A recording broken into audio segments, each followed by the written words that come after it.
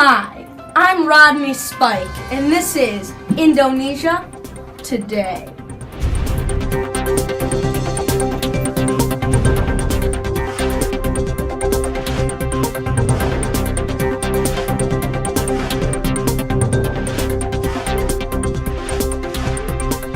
Host Rodney Spikes. Tonight on the program, we will be talking about climate change in Indonesia. We will have multiple guest stars talk to us about what they're doing to help Indonesia in these times of desperate need.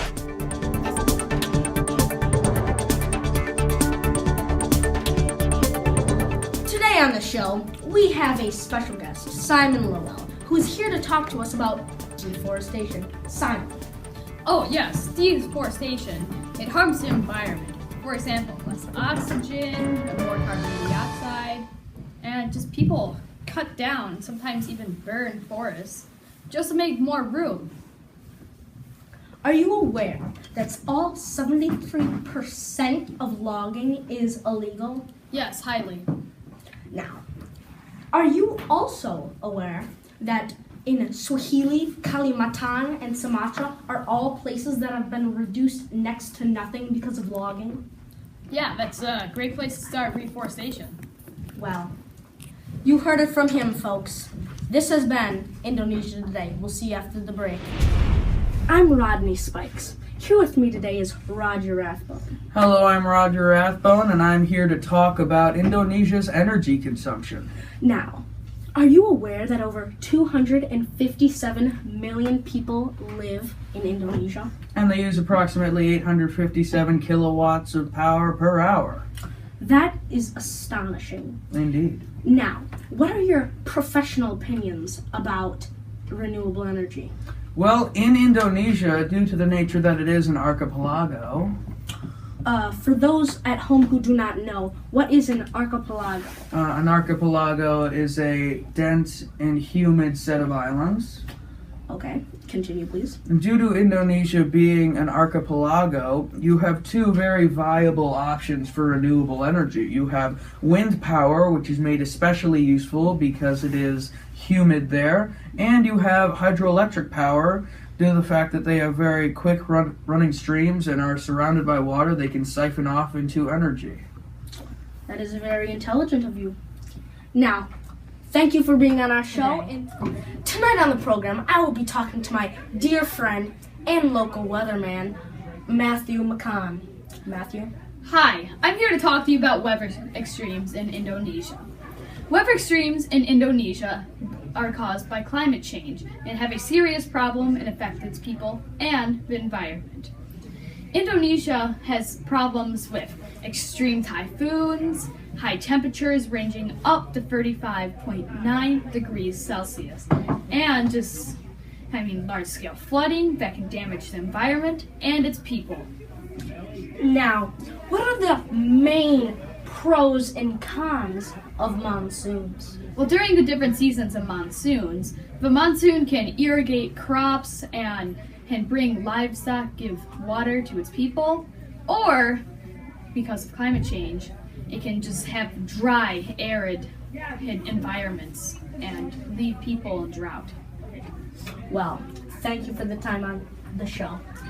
This has been Indonesia Today. Hi, I'm Rodney Spikes. And I'm Roger Rathbone, and we are going to further discuss the energy in Indonesia by talking about the current CO2 emissions. Now, as you can clearly see in this chart, 25% of the electricity for Indonesia nationwide comes from burning coal.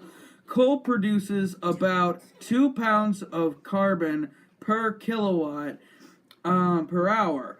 So therefore, you take all of the kilowatts per hour that we discussed earlier, and now say take about a quarter of those.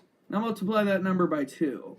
You have quite a few pounds of carbon going into the air every hour. It's actually a quite ridiculous number. You can also see that 38% of Indonesia's power is from renewable and carbon emission-free sources. So, and they have worked before and can work again. If we replace all the coal and biomass burning, then we can save pounds upon pounds upon pounds per hour. Imagine annually how much we can reduce by simply eliminating coal burning and replacing it with, well, an underused source, but viable nonetheless, hydroelectric power. You can see is only 3%. However, it's just as effective as the other resources we already have in place. That's very interesting. Well, I think so as well. One other thing you might find interesting and relevant to the climate change is the income of the country itself. In Indonesia, they have a GDP of 888.5 billion US dollars and a GNP of about $50.5 billion. So, how will climate change affect people's health in Indonesia? Well, climate change brings a big roll around in health risks in Indonesia. Severe weather can result in injuries and even fatalities in extreme enough cases, such as flooding. Air pollution causes asthma and cardiovascular diseases. Change in vector ecology, which is basically just heat across the insect area, will bring malaria to a larger scope of areas, West Nile virus, buggier summers, and even winters. Increasing allergens will also contribute to asthma, being a very common byproduct of air pollution, and respiratory allergies themselves. You can very easily see more people allergic to things simple as pollen. Water and food supply drops will increase malnutrition and diseases across many areas. The fatalities will increase as well. Extreme heat can cause heat stroke, as well as more subliminally increase heat-related illnesses and death. And last but not least, just the degradation of the environment will force migration. For instance, as sea levels rise, people in Indonesia will have to move to higher land, more inland. Forced migration, civil conflict, riots, you can easily see in the future, and even impacts on your mental health. Well, that is not good.